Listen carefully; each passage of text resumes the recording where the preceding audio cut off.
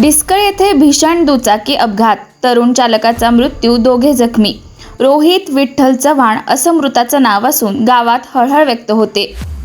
खटाव तालुक्यातील डिस्कळ गाव हद्दीत रविवारी सकाळी झालेल्या भीषण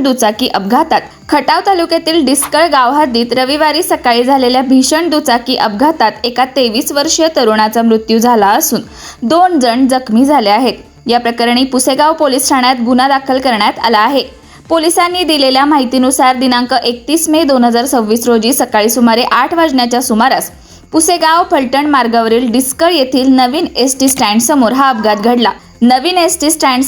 अपघात घडला.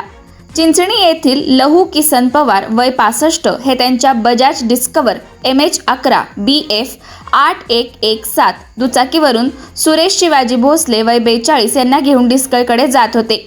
यावेळी पल्सर मोटरसायकल MH11 DT 8293 वरील चालक रोहित विठ्ठल चव्हाण वय 23 राहणार डिस्कळ याने भरधाव वेगात निष्काळजीपणे वाहन चालवत पवार यांच्या दुचाकीला पाठीमागून उजव्या बाजूने जोरदार धडक दिली.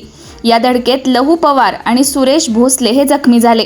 तसेच पल्सर चालक रोहित चव्हाण यालाही गंभीर दुखापत झाली. अपघातानंतर उपचारादरम्यान रोहित चव्हाण याचा मृत्यू झाला.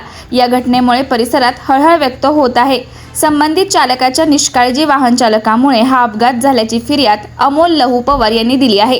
या प्रकरणी पुसेगाव पोलीस ठाण्यात गुन्हा रजिस्टर क्रमांक 127/2026 अन्वये भारतीय न्याय संहिता 2023 च्या कलम 106(1), 281, 125(a)(b), 324(4) तसेच मोटार वाहन कायदा कलम 184 नुसार गुन्हा दाखल करण्यात आला आहे.